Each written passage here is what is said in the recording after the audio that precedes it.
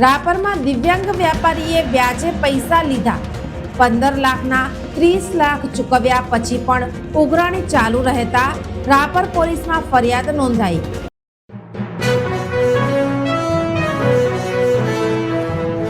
નમસ્કાર દર્શક મિત્રો, હું શીતલ મહેતા, ન્યૂઝ ઓફ કચ્છમાં આપનું સ્વાગત છે। જોઈએ આજના સમાચાર।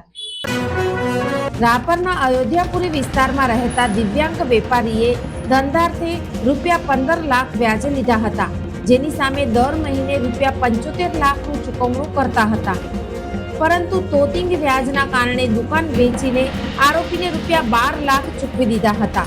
તેમ છતાં વધુ 3 લાખ મેળવવા માટે આરોપીએ દિવ્યાંગ વેપારી સાથે ધાક ધમકી કરતા ગુનો નોંધવા પામ્યો છે। રાપર પોલીસ સૂત્રોમાંથી મળતી વિગતો મુજબ 4 વર્ષથી આજ દિન સુધી આ ચર્ચાસ્પદ બનાવ બન્યો હતો। મૂળ ઉમૈયા અને હાલે શહેરના અયોધ્યાપુરી વિસ્તારમાં રહેતા પ્રકાશ નવીન ઠક્કરે 4 વર્ષ પહેલા ધંધામાં ખોટ જતા આરોપી રહે રાપર પાસે ₹15 લાખ દર મહિને 5% વ્યાજે લીધા હતા। આ નાણાંનું વેપારી દર મહિને ₹75,000 વ્યાજ ભરતા હતા। વ્યાજ વધુ હોવાથી વેપારીએ દુકાન વેચી નાખી હતી અને તેમાંથી ઉપજેલા ₹12 લાખ આરોપીને આપી દીધા હતા। વ્યાજ અને નાણાં આપવા છતાં આરોપી હવેથી બાકી રહેલા ₹3 લાખ પેટે દર મહિને ₹15,000 ચૂકવવા જણાવ્યું હતું। આ તમામ રકમ મળીને વેપારીએ 15 લાખની સામે અંદાજિત 30 લાખ ચૂકવી દીધા હતા। તેમ છતાં આરોપીએ વેપારી પાસે વધુ વ્યાજની માંગણી કરતો હતો।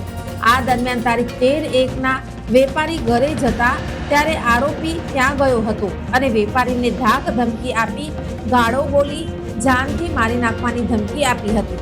ત્યારે આરોપીના ત્રાસથી કંટાળીને વેપારીએ આખરે પોલીસ ફરિયાદ નોંધાવી હતી। આ અંગે પોલીસે ગુનો નોંધી કાર્યવાહી હાથ ધરી હતી। વધુ તપાસ રાપર પીઆઈ જેબી બુબડિયાએ વધુ તપાસ હાથ ધરી છે।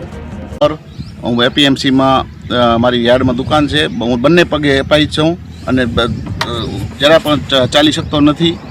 મેં એમની પાસેથી ₹15 લાખ લીધેલા હતા। એમાં મહિને હું 75,000નો હપ્તો ભરતો હતો અને ટોટલ રૂપિયા મેં એમને ₹27 લાખ વ્યાજ ભર્યું છે અને મૂડીના ₹12 લાખ આપી દીધા છે અને ₹3 લાખ મારે આપવાના હતા, એ મારે કાલે આપવાના જ હતા અને તે મારે ઘરે આવી અને મારકૂટ કરી અને મને ધાક ધમકી અને તને મારી નાખવાની ધમકી આપી ગયેલ છે। એની જાણ મીડિયા માધ્યમથી હું કરું છું કે મને કોઈ પણ જાતનું કાંઈ થશે તો કિશોરભા કાનાભા ગઢવી એના જવાબદાર રહેશે।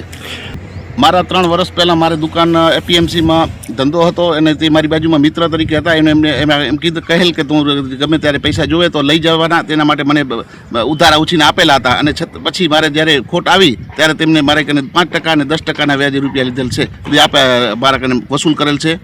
એનું મારે કને સ્ક્રીનશોટ અને રેકોર્ડિંગ અને બધું તમામ અને મેં મારી ઘરની રાપર એપીએમસીની 2 દુકાનો વેચીને એમને મેં પૈસા આપેલા છે અને હું અપંગ માણસ છું। મેં રાપર પોલીસ સ્ટેશનમાં ફરિયાદ કરેલ છે, એની તાત્કાલિક ધરપકડ કરવામાં આવે એવી મારી ખાસ વિનંતી છે।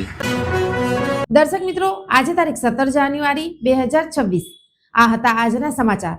આવતીકાલે ફરી મળીશું, ત્યાં સુધી મને રજા આપશો। નમસ્કાર।